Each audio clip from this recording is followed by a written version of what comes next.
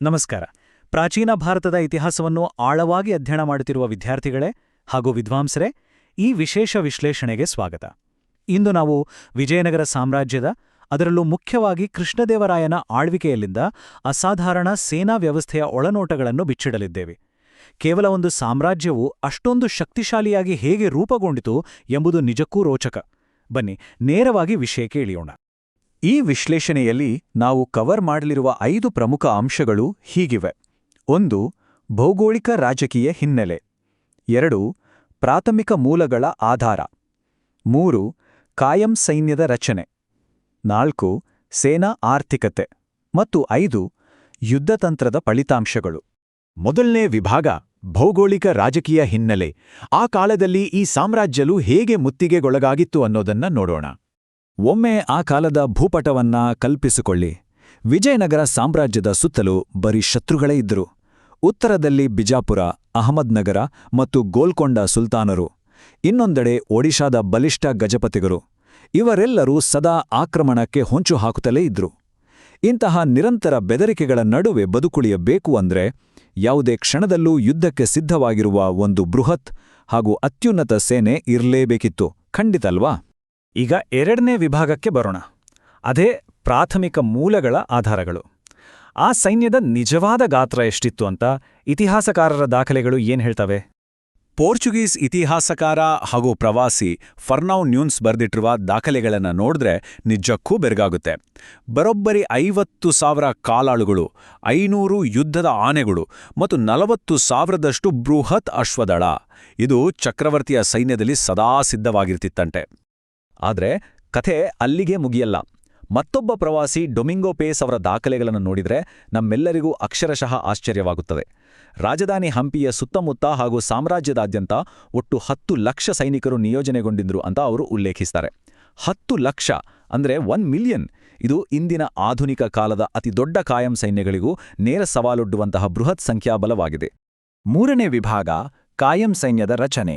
10 ಲಕ್ಷ ಸೈನಿಕರನ್ನು ಸೇರಿಸೋದು ಮಹತ್ಕಾರ್ಯವೇ ಸರಿ, ಆದರೆ ಅದನ್ನು ನಿಭಾಯಿಸಲು ಬೇಕಾದ ಸೇನಾ ವಿನ್ಯಾಸ ಮತ್ತು ತಂತ್ರಗಳು ಹೇಗಿದ್ದವು?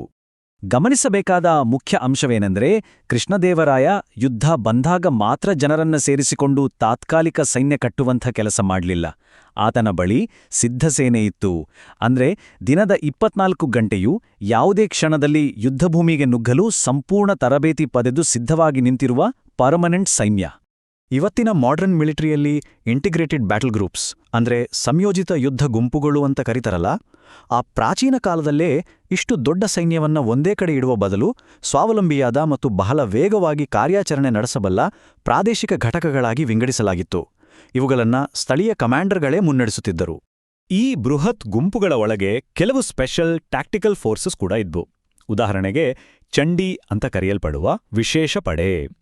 ಇವರು ಎಂಥ ಆಕ್ರಮಣಕಾರಿ ಯೋಧರು ಅಂದ್ರೆ, ಶತ್ರುಗಳ ಸೈನ್ಯದ ಮುಂಚೂಣಿ ರಕ್ಷಣಾ ಕೋಟೆಯನ್ನ ಮತ್ತು ಸೇನಾ ರಚನೆಗಳನ್ನ ಅತ್ಯಂತ ವೇಗವಾಗಿ ಭೇದಿಸಿ ಒಳನುಗ್ಗುವುದೇ ಇವರ ಏಕೈಕ ಟಾರ್ಗೆಟ್ ಆಗಿತ್ತು. ಈಗ 4ನೇ ವಿಭಾಗಕ್ಕೆ ಬರೋಣ. ಸೇನಾ ಆರ್ಥಿಕತೆ. ಆಧುನಿಕ ಬ್ಯಾಂಕಿಂಗ್ ಇಲ್ಲದ ಆ ಕಾಲದಲ್ಲಿ ಇಷ್ಟೊಂದು ದೊಡ್ಡ ಸೈನ್ಯಕ್ಕೆ ಹಣ ಎಲ್ಲಿಂದ ಬರ್ತಿತ್ತು? ಇದು ಇತಿಹಾಸಕಾರರಾದ ನಮಗೆ ಬಹಳ ಮುಖ್ಯವಾದ ಪ್ರಶ್ನೆ. ಯಾಕೆಂದ್ರೆ ಹಿಂದಿನ ಆಡಳಿತಗಾರ ಮಹಮ್ಮದ್ ಬಿನ್ ತುಗ್ಲಕ್ನ ಕಾಲದಲ್ಲಿ ಏನಾಯಿತು? ಖಜಾನೆ ಖಾಲಿಯಾಗಿ ವೇತನ ಸಿಗದೆ ಸೈನಿಕರು ದರೋಡೆಕೋರರಾಗಿ ಬದಲಾದರು. ಆದರೆ ಕೃಷ್ಣದೇವರಾಯ ಈ ಐತಿಹಾಸಿಕ ಪ್ರಮಾದದಿಂದ ಪಾಠ ಕಲಿತಿದ್ದ.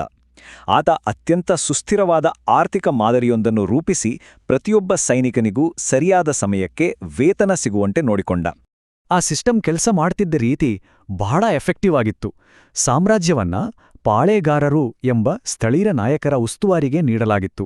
ಅವರು ತಮ್ಮ ಪ್ರದೇಶದ ತೆರಿಗೆಯನ್ನು ಸಂಗ್ರಹಿಸಿ ಅದರಲ್ಲಿ ಒಂದು ಭಾಗವನ್ನ ತಮ್ಮ ಆಡಳಿತ ವೆಚ್ಚಕ್ಕೆ ಇಟ್ಕೊಳ್ತಿದ್ರು. ಉಳಿದ ಹಣದಲ್ಲಿ ತಮ್ಗೆ ವಹಿಸಲಾದ ಸೈನ್ಯದ ತುಕಡಿಯನ್ನ ಮೇಂಟೈನ್ ಮಾಡಿ ಮಿಕ್ಕಿದ್ದನ್ನ ಕೇಂದ್ರ ಖಜಾನೆಗೆ ಕಳಿಸ್ತಿದ್ರು.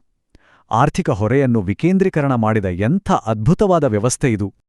ಕೊನೆಯದಾಗಿ 5ನೇ ವಿಭಾಗ, ಯುದ್ಧತಂತ್ರದ ಫಲಿತಾಂಶಗಳು. ಇಷ್ಟೆಲ್ಲ ಪರ್ಫೆಕ್ಟಾಗಿ ಪ್ಲಾನ್ ಮಾಡಿದ ಮೇಲೆ ಯುದ್ಧಭೂಮಿಯಲ್ಲಿ ರಿಸಲ್ಟ್ ಏನಾಯಿತು ಅನ್ನೋದನ್ನ ನೋಡೋಣ. 14. ಹೌದು, ಐತಿಹಾಸಿಕ ದಾಖಲೆಗಳ ಪ್ರಕಾರ ಕೃಷ್ಣದೇವರಾಯ ತನ್ನ ಆಳ್ವಿಕೆಯ ಅವಧಿಯಲ್ಲಿ ಬಿಜಾಪುರ, ಗೋಲ್ಕೊಂಡ ಸೇರಿದಂತೆ ಎಲ್ಲಾ ದಿಕ್ಕುಗಳ ಶತ್ರುಗಳ ವಿರುದ್ಧ ಒಟ್ಟು 14 ಪ್ರಮುಖ ಯುದ್ಧಗಳನ್ನು ಮಾಡಿದ. ಇಲ್ಲಿ ಅತ್ಯಂತ ರೋಚಕವಾದ ವಿಷಯ ಏನೆಂದರೆ ಈ 14 ಯುದ್ಧಗಳಲ್ಲಿ ಆತನ ಸೈನ್ಯ ಒಂದೇ ಒಂದು ಬಾರಿಯೂ ಸೋಲನ್ನು ಅನುಭವಿಸಲಿಲ್ಲ. ಅಕ್ಷರಶಃ 0 ಡಿಫೀಟ್ಸ್. ಇದೆಲ್ಲವನ್ನೂ ನೋಡಿದ ಮೇಲೆ ನಾವು ಆಳವಾಗಿ ಯೋಚಿಸಬೇಕಾದ ಒಂದು ಪ್ರಶ್ನೆ ಇಲ್ಲಿದೆ. ವಿಜಯನಗರದ ಈ ಸಂಯೋಜಿತ ಯುದ್ಧಗುಂಪು ಮಾದರಿಯು ಪ್ರಾಚೀನ ಭಾರತೀಯ ಸೇನಾ ವ್ಯವಸ್ಥೆ ಮತ್ತು ತಂತ್ರಗಾರಿಕೆಯ ಬಗ್ಗೆ ನಮ್ಮ ಮೌಲ್ಯಮಾಪನವನ್ನು ಹೇಗೆ ಬದಲಾಯಿಸುತ್ತದೆ?